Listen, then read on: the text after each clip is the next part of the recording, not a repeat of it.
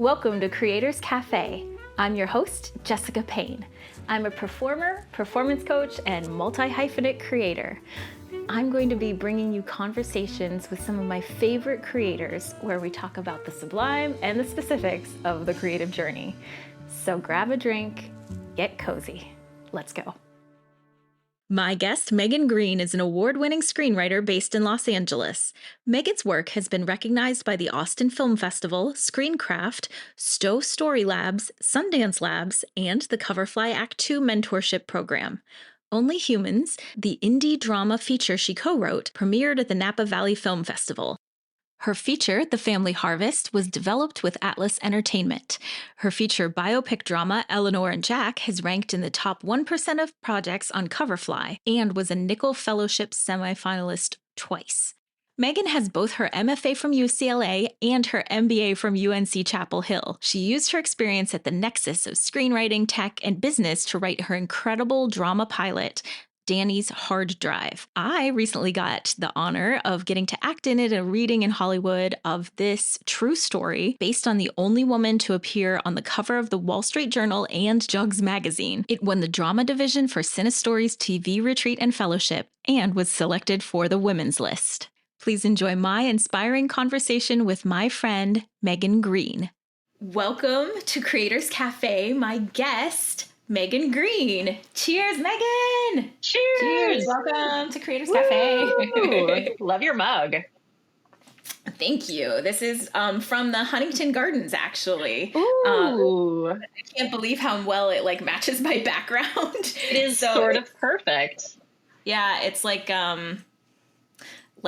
peacocks, which I like, and all the pretty trees and stuff. And then I've got my pillow back here. So it's I don't know. It's my little jungle corner. You're camouflaged. Yeah, exactly. You can't see me. What are you drinking today? I'm drinking green tea, Harney and Sons green tea. I drink loose leaf green tea, Nice. because I'm better than everyone, obviously. Just kidding. I really try not to talk about how I usually only drink green tea. I only drink coffee on the weekends. It sort of makes me feel terrible, but I drink it anyways. Yeah. But I do feel a lot better when I'm just drinking my green tea. And I know Megan from the gym, and we've spent a lot of time, hugging each other while we're both sweaty and working out and all of that good stuff. And just a fun little fact, right before we got started with our test recordings, I asked what she had for breakfast, and it was delightfully healthy. And Kyle, who's a personal trainer, walked by and made fun of her for being so healthy. So feel the love. I do. So I feel the love so much. I feel like I like that you also have the green tea. I have latte number, we don't want to talk about it, from coffee number, from Blue Bottle, actually. Oh, so, I like a good blue bottle. Yeah, it's not one of my regular haunts, but it was what made sense today, and it's really good. I like it. Nice. Mm-hmm. So, along with knowing Megan from the gym, I also love your work as a screenwriter. And you're so smart and fun, and your writing has real three-dimensional characters, but they're doing smart, funny, amazing things. And I got the recent honor of acting in one of your pieces that's gotten a lot of cool attention. So we'll get into all of that later. But you are one of the people that is just on my radar for, I'm going to be very proud to brag about you when everybody else finds out about you. And so here's where they get to start to find out about you. Oh, thank you. You have so much screenwriting experience. You've written feature films. You've written shows for TV. You've written so much. How did you get into this, and why did you pick screenwriting in particular as your focus? We're going to go way, way back I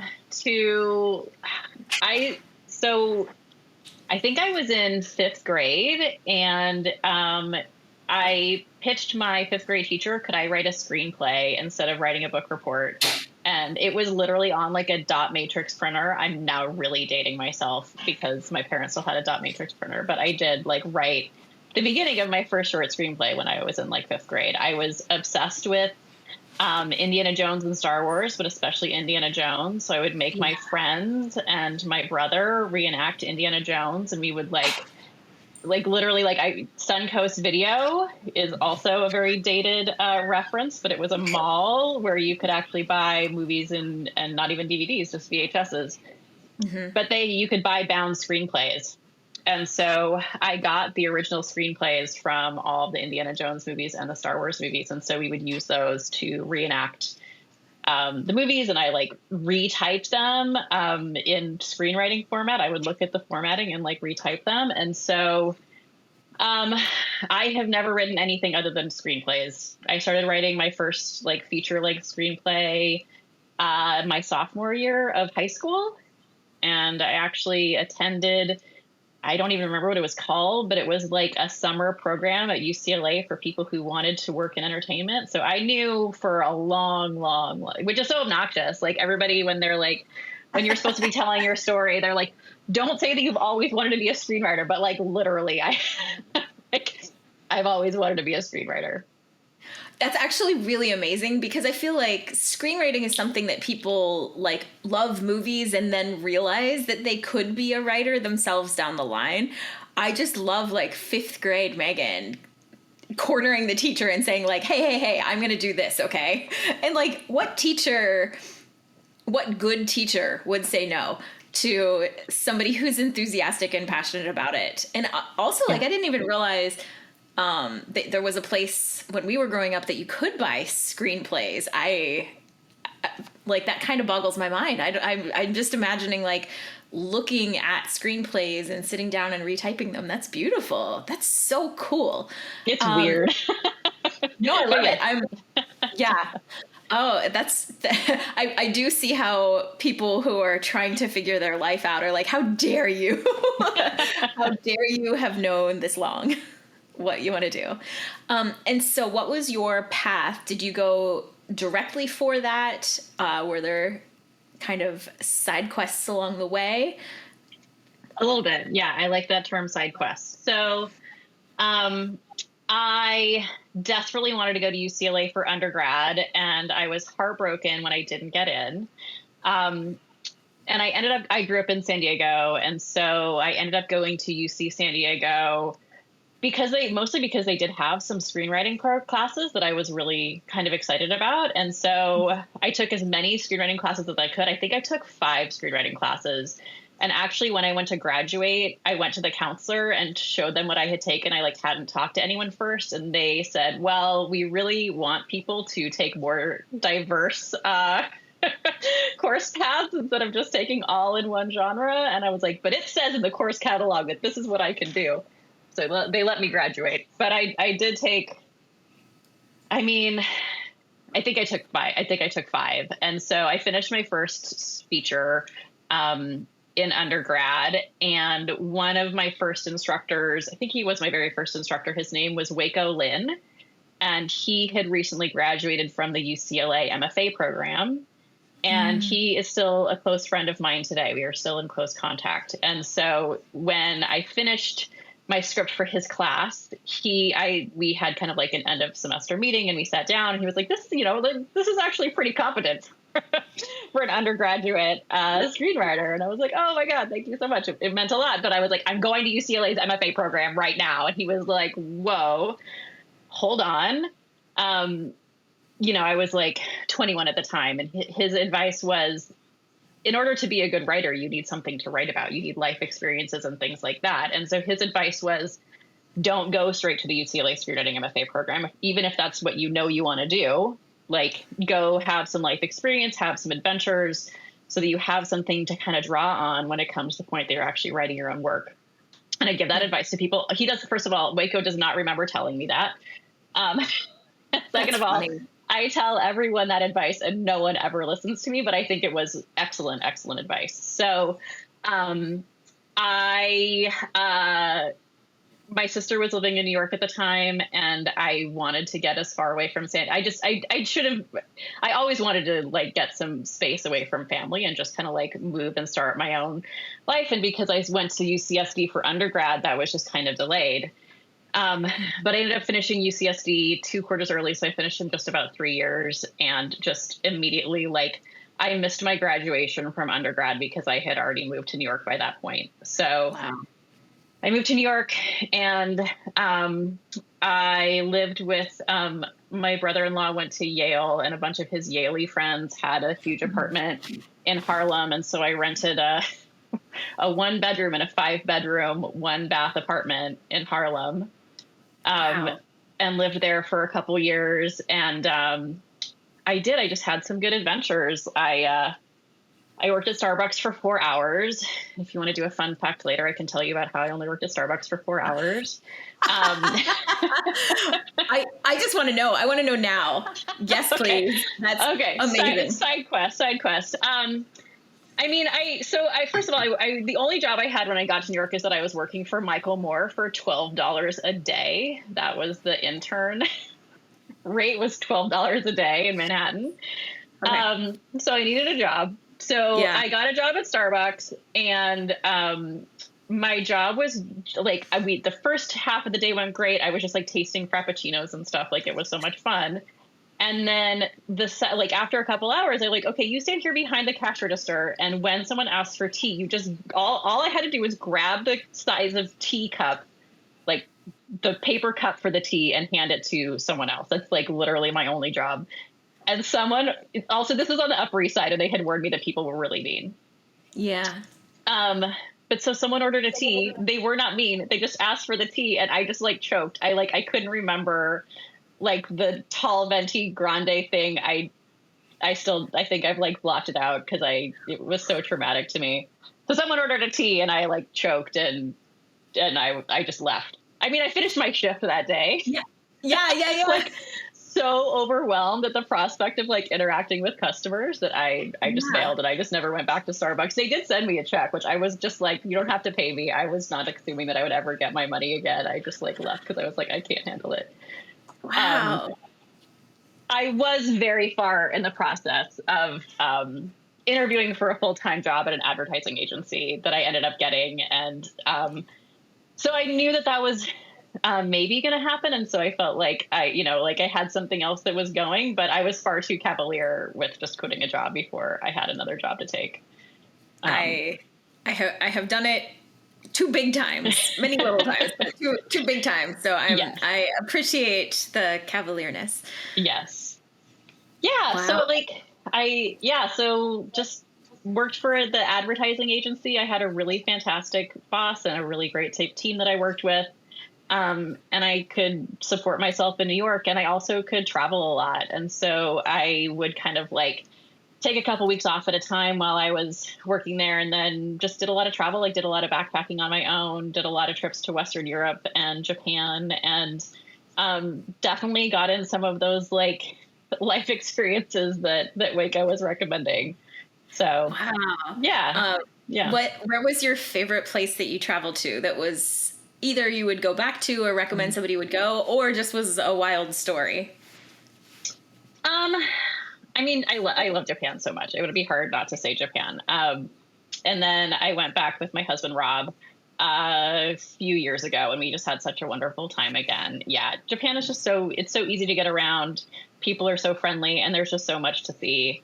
But even as like a young woman traveling alone, like Japan was super, super easy and fun. And I stayed at hostels. And so I would always meet new friends and people that I kept up with for years.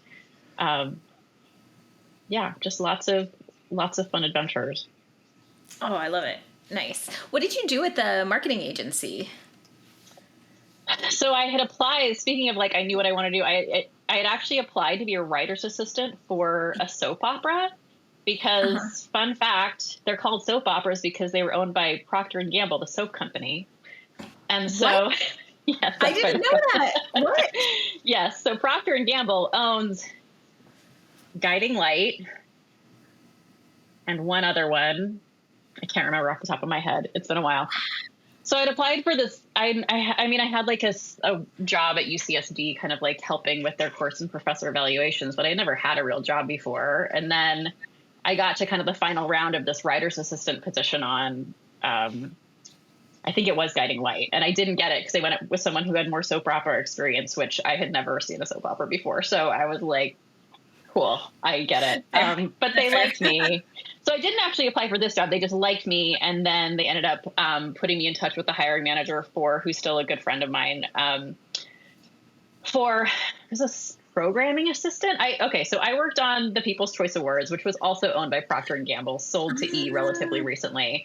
But it was so the ad agency was producing it on behalf of Procter & Gamble because it had all of these kind of like, entertainment tie-ins. So that we would have like the Pantene Pro V Fans Favorite Hair Awards went to Jennifer Aniston. So I had some more like branded entertainment tie-ins, but my main job was working on the People's Choice Awards for like, I don't know, 3 or 4 years, something like that. Yeah. Well, and that's cool that even though you were in an ad agency, you found your way to actually make it writing for entertainment from the very get-go. Yeah. I mean, I wasn't really doing writing in my job. I would like to have done more, but I was definitely like in the entertainment. I mean, I was on the red carpet. Like my first day at the ad agency was upfronts. Yeah. So can you explain what upfronts are for somebody that's listening that doesn't know?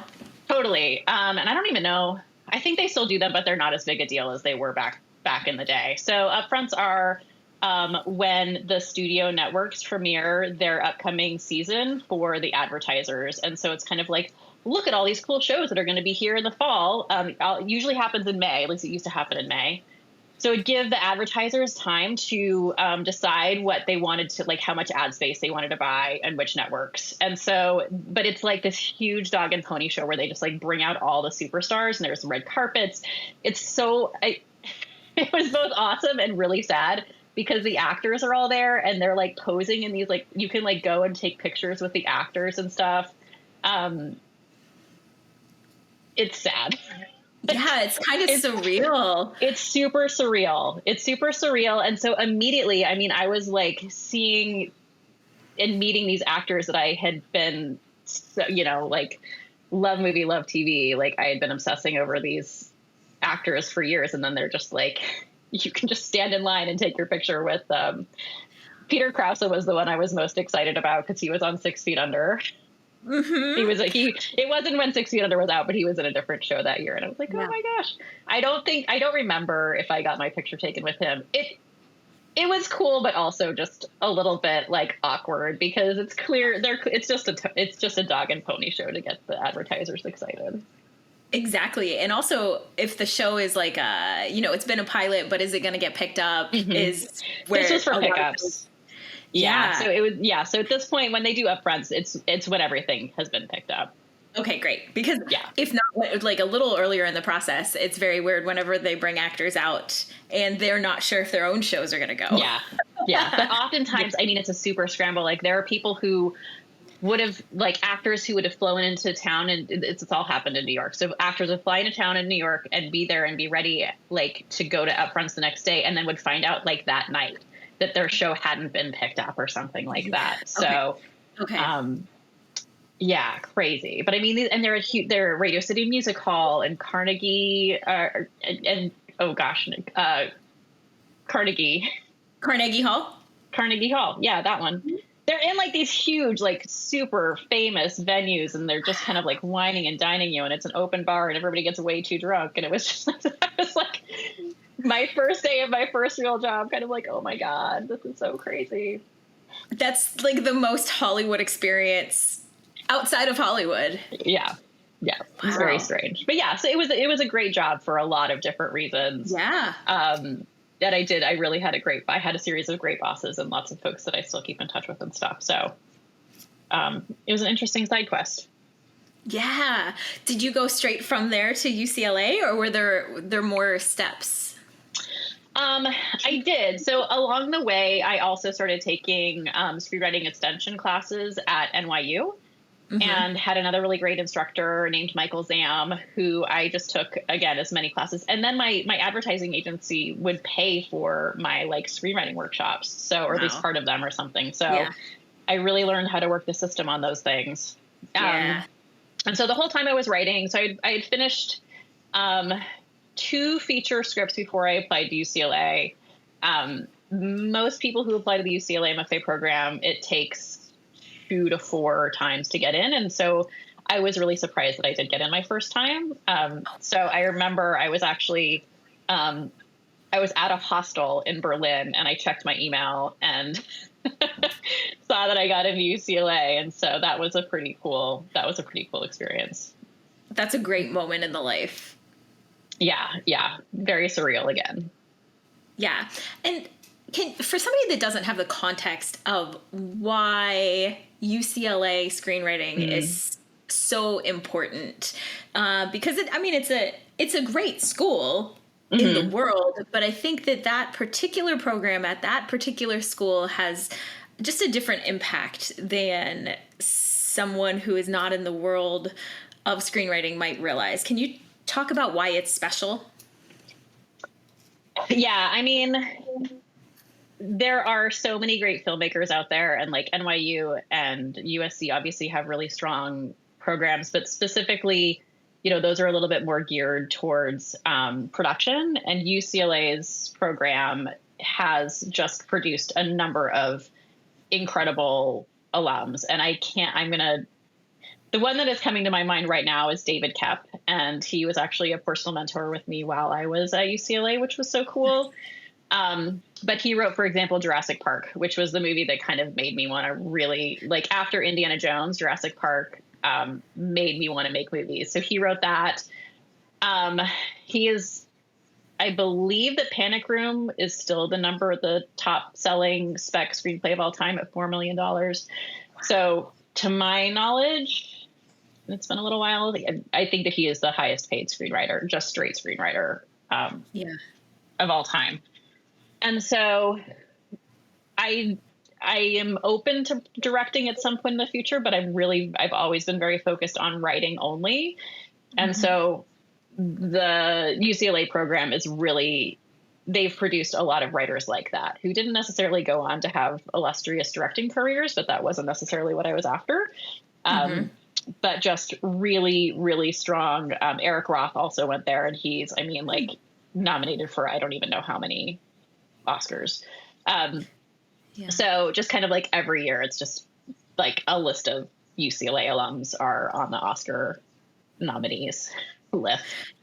Yeah. And for somebody that's maybe not as aware, I think there's a big trend in the last 20 years of people being writer-directors, and a lot of times those people really want to direct and write to have something to direct. And so a lot of programs enable that path. And so I think having that really focused specialty is special. Yeah. And like, I didn't want to crew on anybody's short film. I didn't want to learn how to hold the boom and do that stuff. Like, God love all those folks who like want to do that and get a really, and maybe I would certainly have a different perspective, maybe have a different career at this point if that was what I had pursued. But I just wanted to focus on writing, and the program that I did, we wrote a feature screenplay from idea to finished draft in 10 weeks. And we did that every quarter for between 2 to 3 years. So how many did you walk out with? Five-ish. And they didn't have a separate TV program at the time. So if you wanted to write TV, you had to write TV on top of that. So I also have a spec and a TV pilot. So and one of those 5 was very polished. So the sort of not great thing is that they don't really have a rewrite class, or at least they didn't. Again, the program has changed significantly since I was there. So the kind of downside is I learned how to write super fast. I can very easily write. I just finished a feature in 5 weeks with some time I spent a lot of time outlining that to get that done in 5 weeks. But like, I know I can write really fast. Like that's not an issue. What I've had to learn over time is rewriting, because that was definitely not a big part of the program. And so that's something that I spent a lot of time post-graduation figuring out. But one of those I did kind of like, I took like an independent study my last year and really focused on rewriting that script to get it in really good shape. The others are not in great shape. Fair enough. Fair enough. Yeah. Since you kind of had 3 main locations that had, you know, between NYU and UCSD and UCLA, were there big philosophical differences, or like, we write in this style, or here's the books that you want to look to, or mentorships? Were there any that really stood out, or you really thought that you were a good fit for, resource-wise? It's a really good question. Like, for me, it was less about the books and more about just the specific faculty. And kind of, I think the best experience for me was learning from so many different people. And so at UCLA, we had like every quarter you have a new instructor, and some of those instructors are like full-time faculty who come back every semester. And then some of the times those are professional working writers who are just there for one semester, and they just kind of like download what their kind of process is. And so I think what worked well for me was hearing that there's no one way. So everybody has a different approach. And I could kind of pick and choose and take from each of those things, like what worked well for me. And even like the TV. So I was very, very focused in grad school on features. But I did take a couple TV writing classes, and just kind of the very thorough outlining process from those TV classes.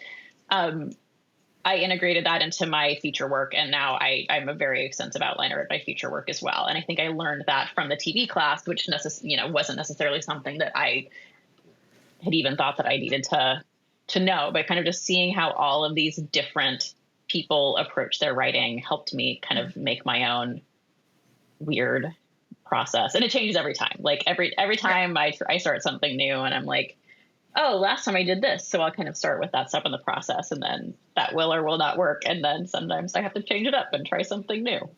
Yeah.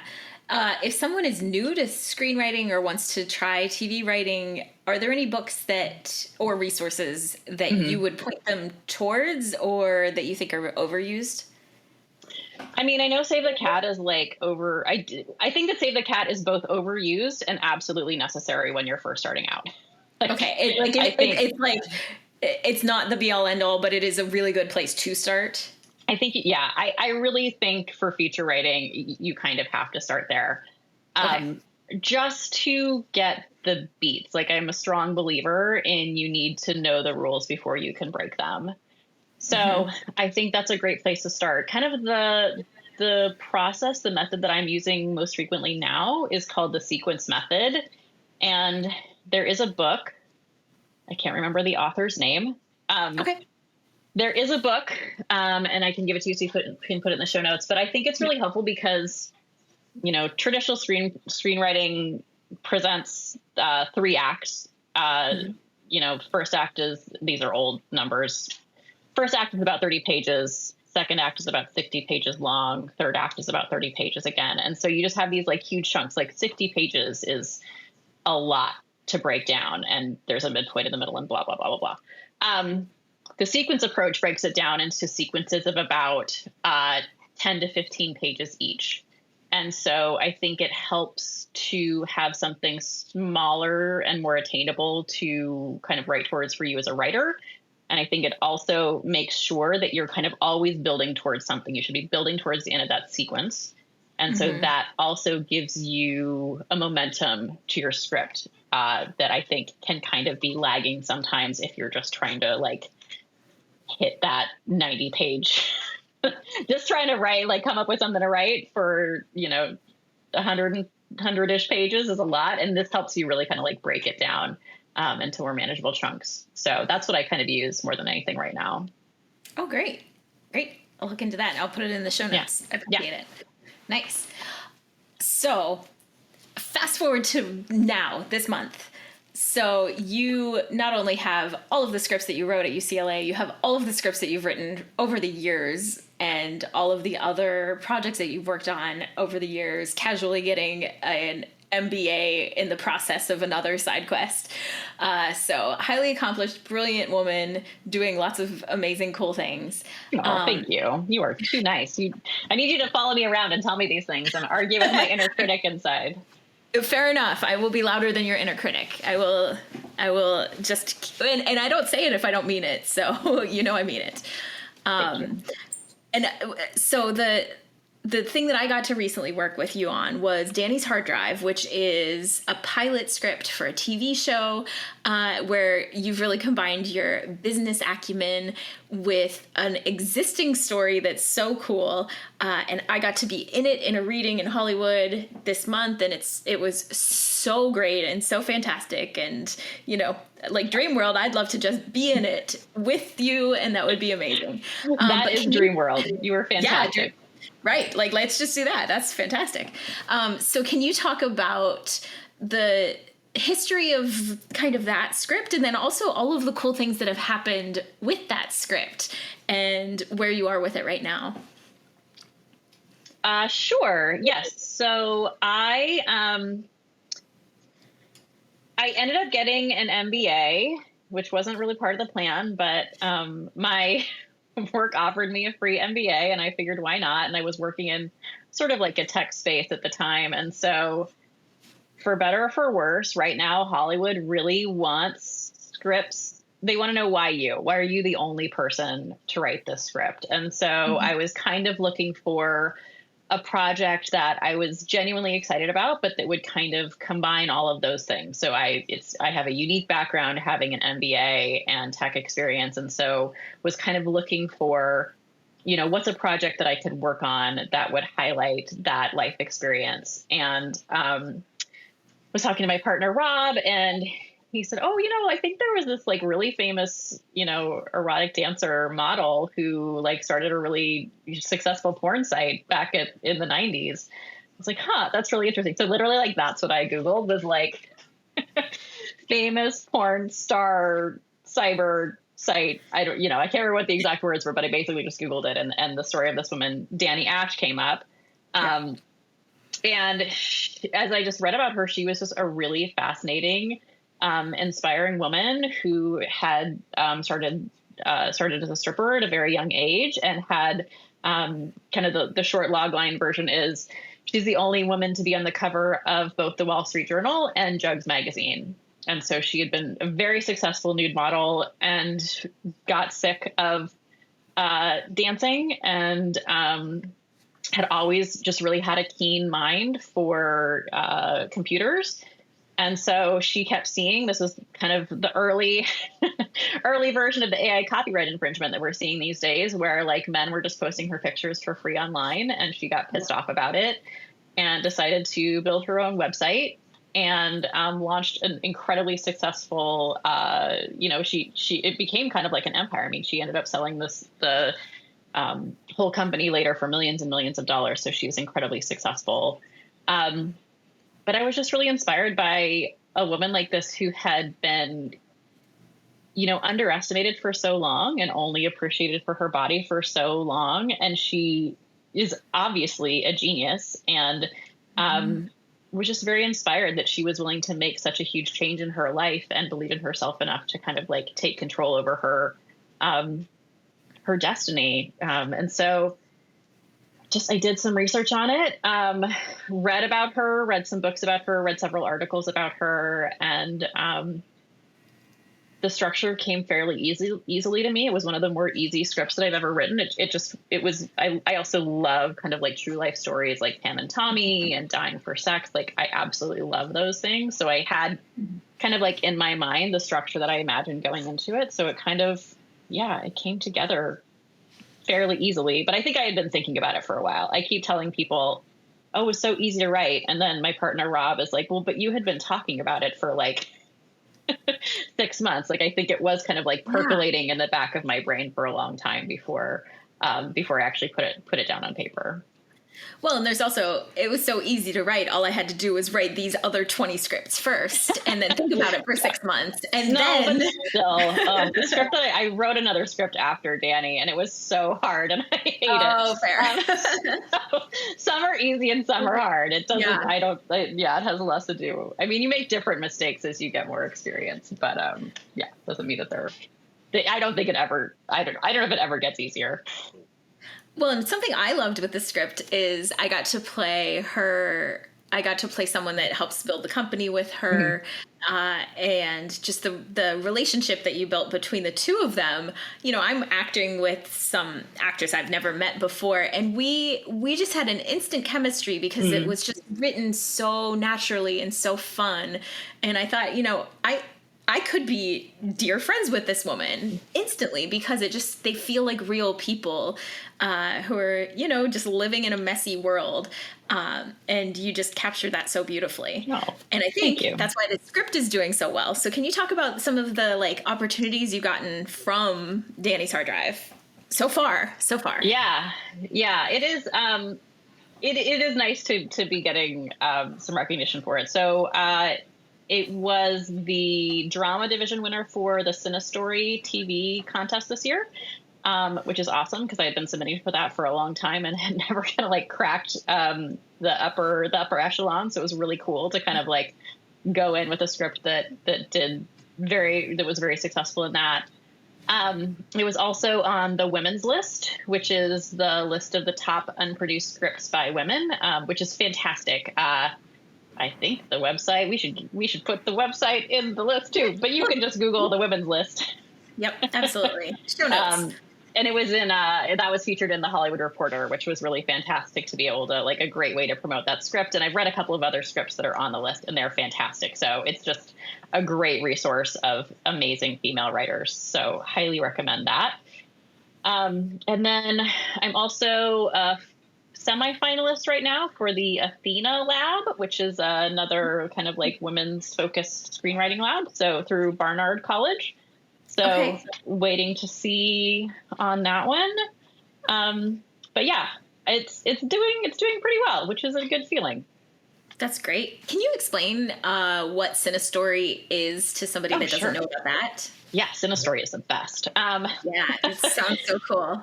So CineStory is a nonprofit organization, and it starts with a screenwriting competition. And so anyone can submit. There is a fee. They may have fee waivers. I'm not totally sure.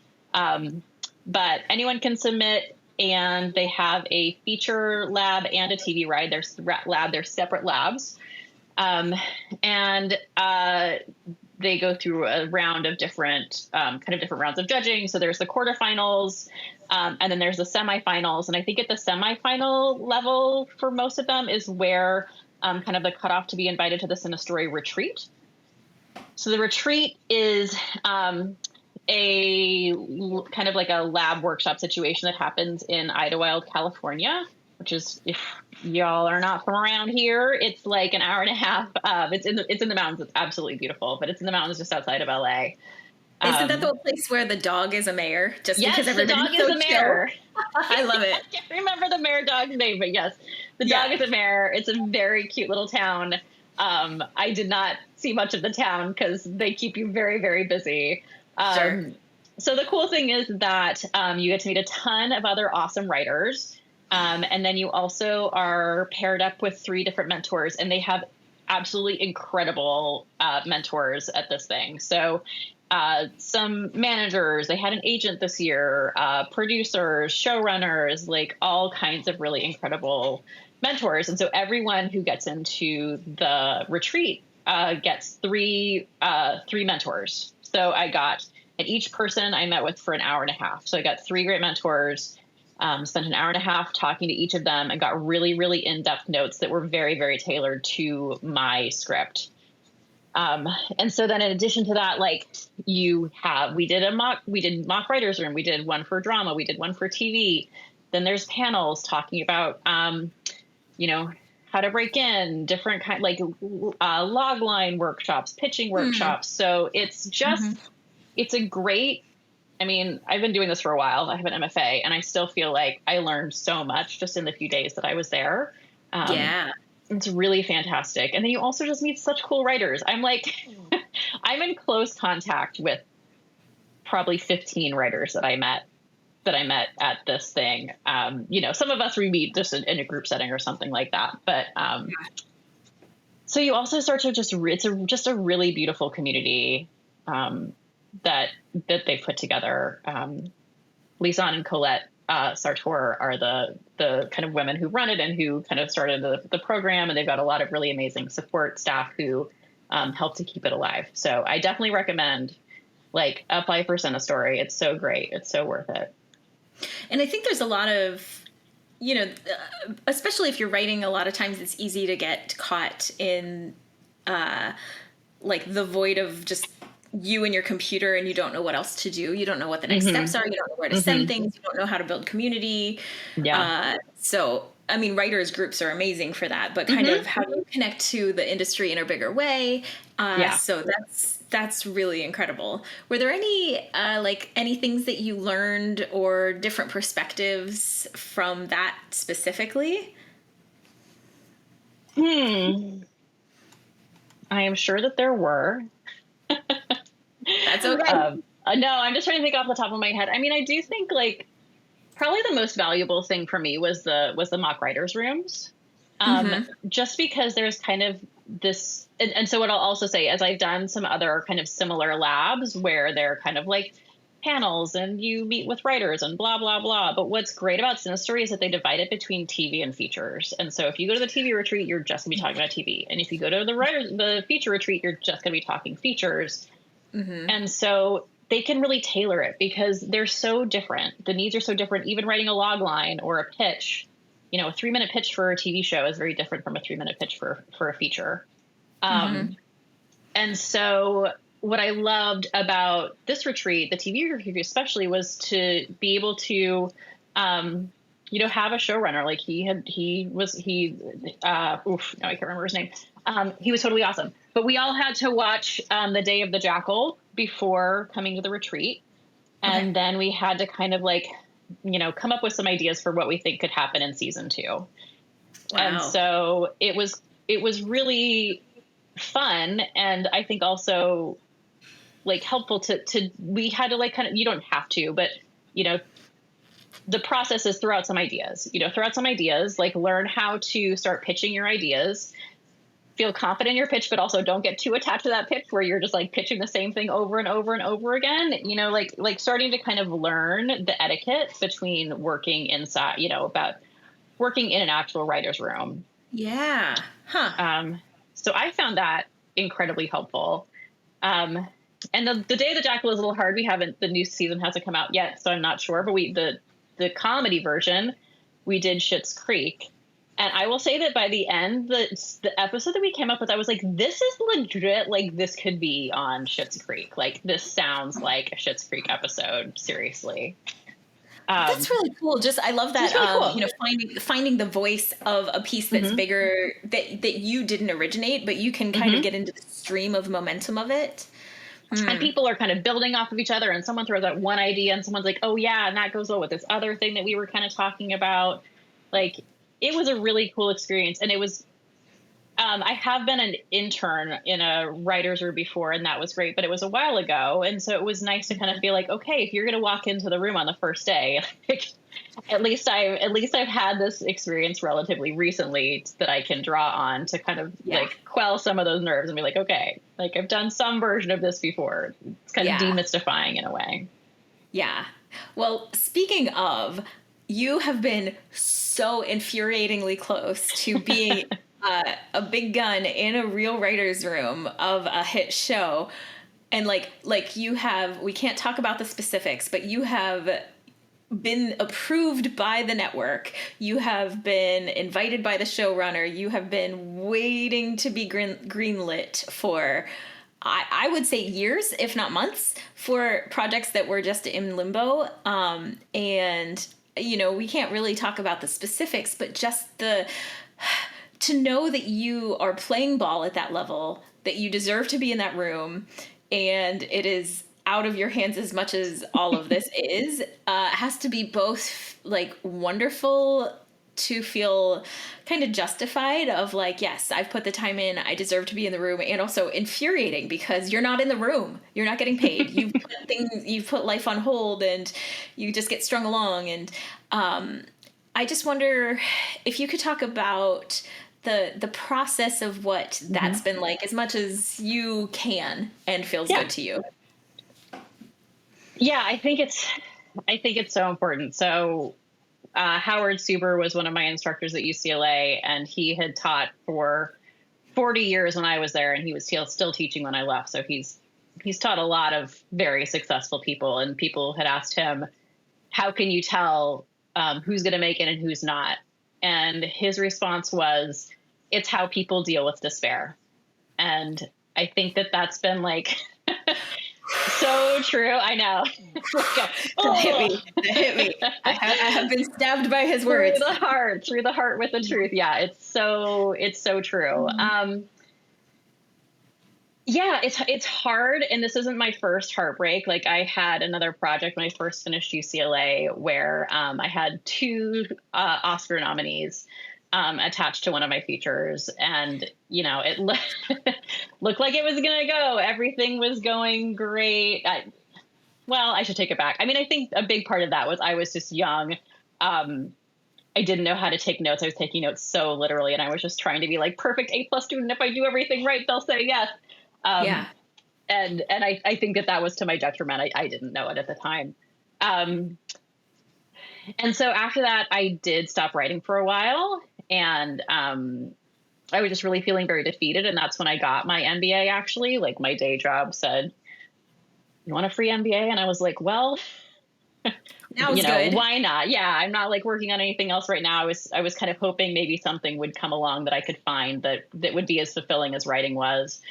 And so, I mean, I didn't even take math in college. Like, I had not taken a math class since high school. And so suddenly I was taking accounting and finance and some really, really hard classes. And so I couldn't write. It was about 2.5 years where I couldn't write.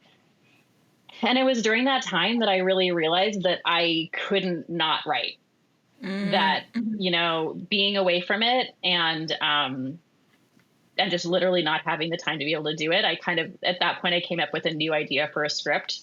And so that was kind of bubbling at the back of my head. And I was just kind of like, got to just get through this MBA so that I can get back to writing. And as painful as it was, I think it was it was the best thing that could have happened, just because I think that time away made me realize that as painful as it is to come close and not get it, it is more painful to me not to write.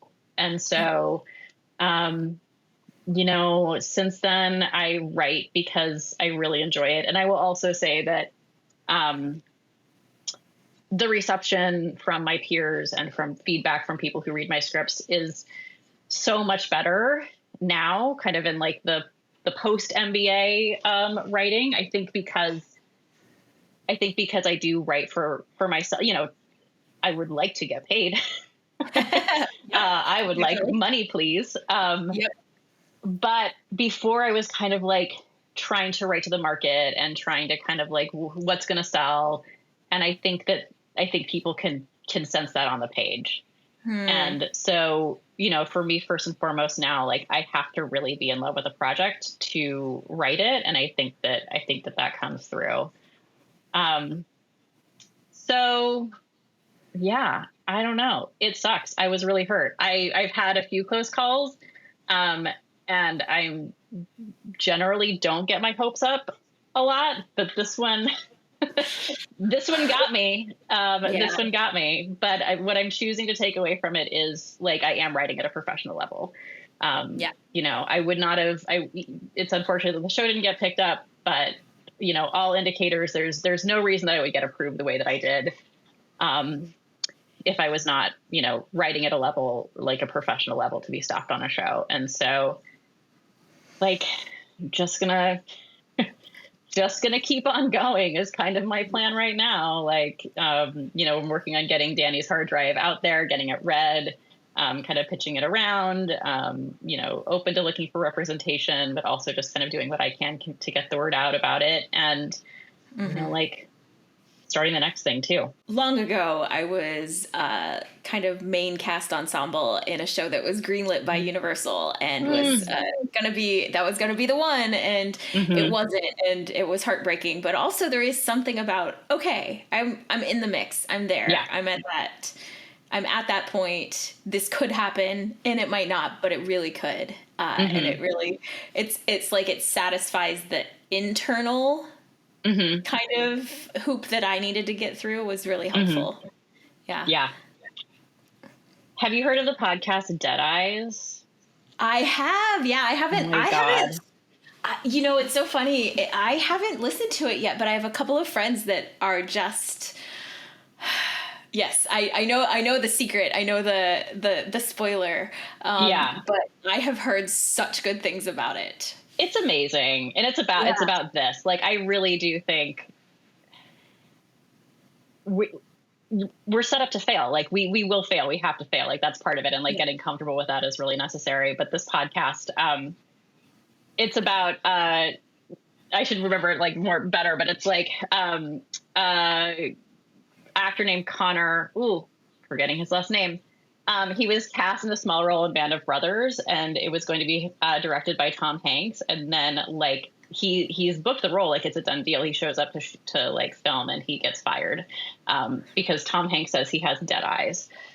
And which is like Tom Hanks is so kind to hear that.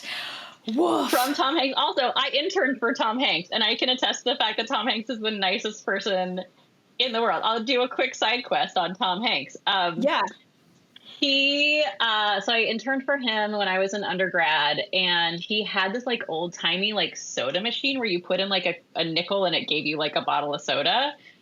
And one of his sons, I think it was Chet, but I'm not sure. One of his sons came to the office one day and just like opened like a whole bunch of bottles and just left like the soda bottles all over the cafeteria. And I was the intern, so it would have been my job to go in and clean all that up. But before I could get up there, it was like an upstairs, kind of like a loft area. And I heard Tom Hanks come down and yell this. He's like, "Did you do this? Did you open all these sodas?" And the son was like, "Yo, it was me." He was like, "You clean this up. This is your, you clean up after yourself. This is your job."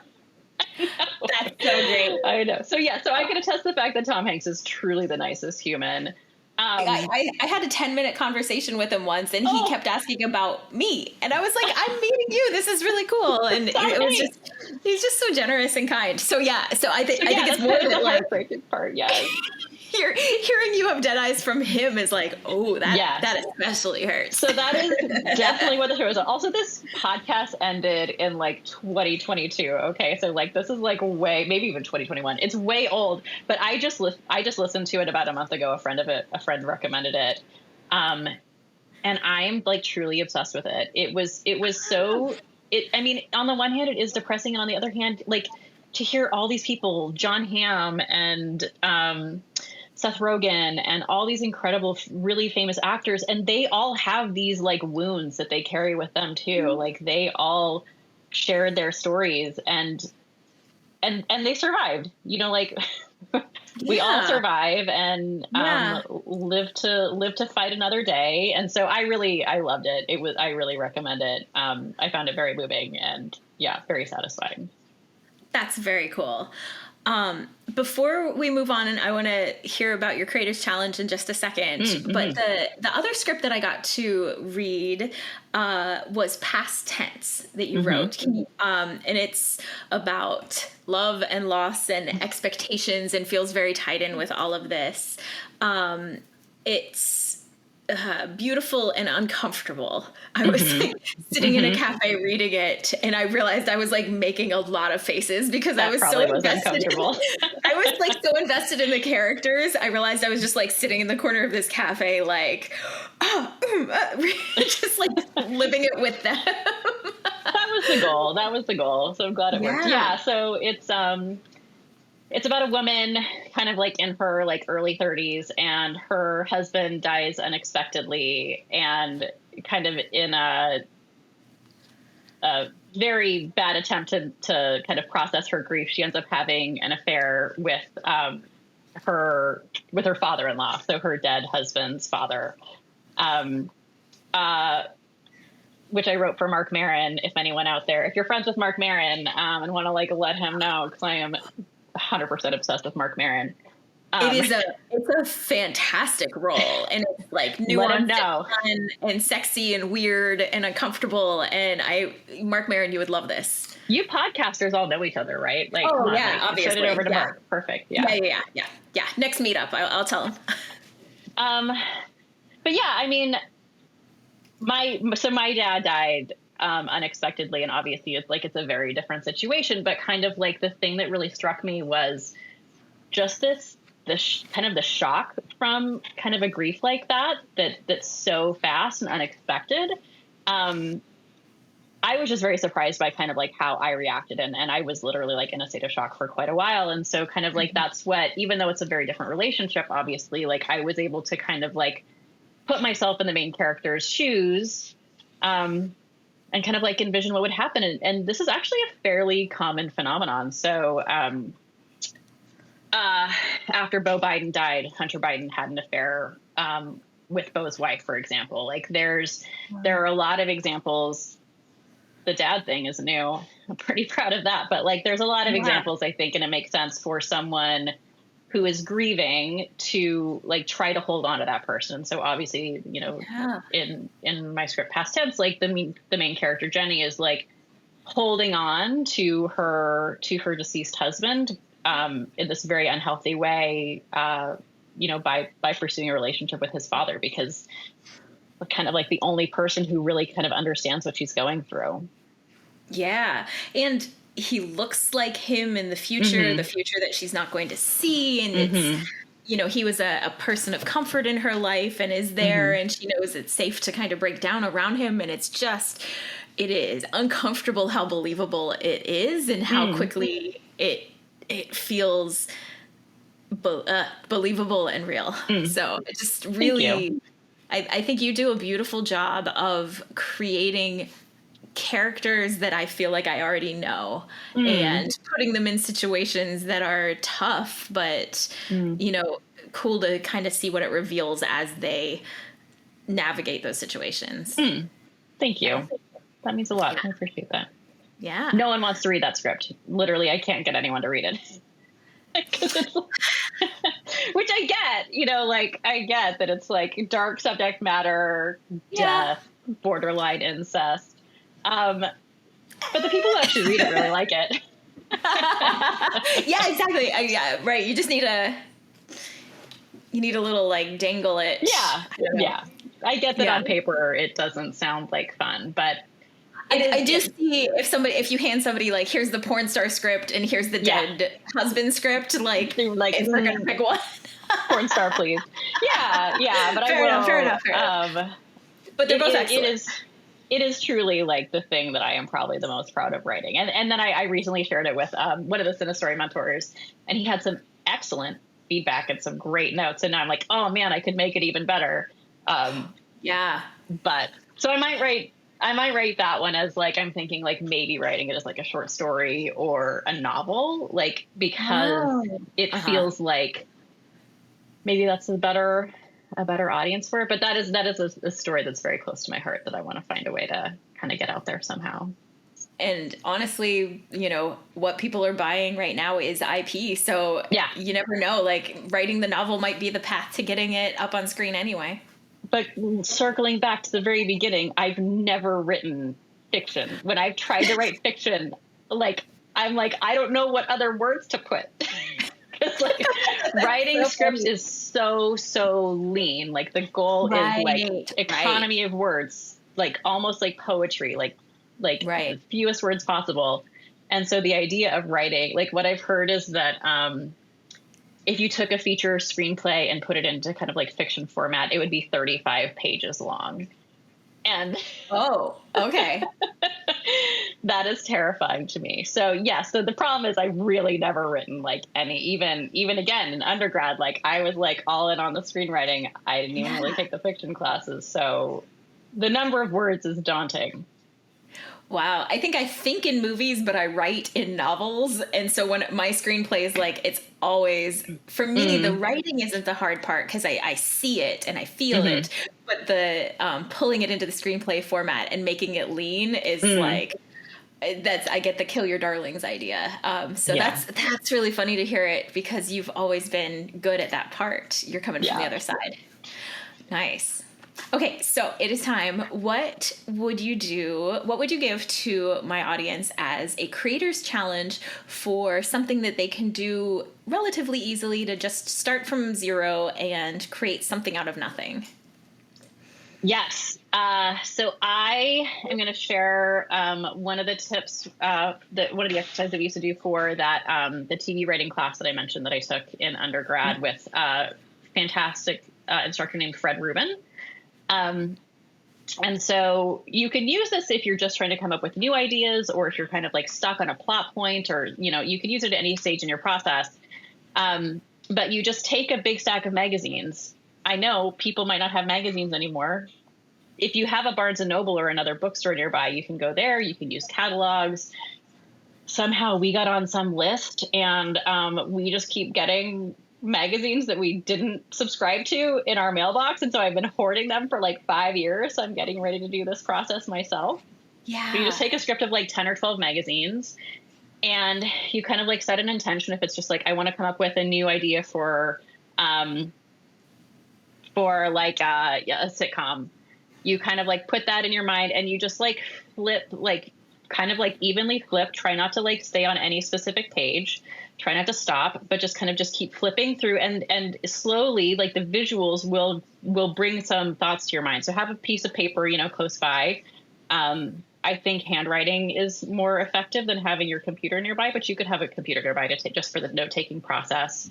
But it is incredible that it really does just kind of like the visuals will kind of jog something in your mind that you're not expecting. So you might just kind of have a flash of a character or a situation or a setting or something like that you can kind of like jot down and, then of course take some time to kind of build upon that. But just for an initial like ideation process, I found it to be really, really helpful. I love it because you're using something that is external paired with what's going on in you already, but you're not trying to just like take the contents of the brain and shake them without adding something new. So there's kind of that alchemy when something new sparks with what you're already thinking about and wondering about. I really like that exercise a lot. That's cool. Oh, good. No one's done that one before? No. Nope. Awesome. Nope. I've never heard of that before. I love it. Cool. Well, shout out to Fred Rubin. Yeah, it is really helpful. And I literally, I'm suggesting it to the audience as much because I'm, starting to work on a new idea myself. And so I'm assigning the creator's challenge to myself as well. Yeah. Well, and I love it because I've kind of had the same 5 projects. Like they're different projects. But I've kind of had the same 5 projects bouncing around for a long time. And I almost think like a small side project, wherever it goes, or if it goes anywhere, just like starting something fresh will shake things loose on the other ones too. Yeah. And I think that is true. That helps me a lot. But when I just like sit down to think, that doesn't always, sometimes that works. But like for the initial idea, most of the time I'm just kind of inspired in a moment or I think of something. So it's nice when you feel like you want to make something and you're not sure what that looks like. I really like this as just try something with no stakes and get something started and see if you like it. Yeah. Yeah. Yeah. And even like you're like stuck in a plot point, that something has to happen, but you're not sure what, like something in this vein, somebody's got to get out of a trap that you've set or something like that. Like, it can also just kind of help to generate some ideas against like that external stimulation can help. So yeah, I love it. Okay, so where can people find you and follow all the wonderful things that you're doing? I should have looked this up ahead of time. My handle is Meggers, on like everything, but there are different number of S's in different things. Well, I'll link to it, and also if you follow me at I am Jessica Payne or at Kika Labs, I will also tag you and I follow you, so perfect. Track Megan down through that. It's like I'm on Blue Sky. I'm not on the. I left the former site, but I love Blue Sky. Yeah. And we should keep it going over there on Blue Sky. So I'm on there, and then I'm also at Instagram, and I think it's 7 S's. It's between 5 and 7 S's. MEGGER, and then some number of S's. I feel like you will show up at that point too. It's probably, just keep typing S's and you'll find me. Yeah, perfect. Excellent. So Megan, thank you so much. I loved talking with you. Welcome to Creators Cafe, and thank you for the chat. Cheers. Thank you. Thanks for all the kind words. Cheers. Join the community and share your creative challenges on Instagram and Facebook at Creators Cafe by Kika Labs. And also check out my website, kikalabs.com, KIKALABS.com, to sign up for the mailing list so you always know when a new podcast is released, and to check out my coaching and digital courses to help you be a more confident and joyful creator.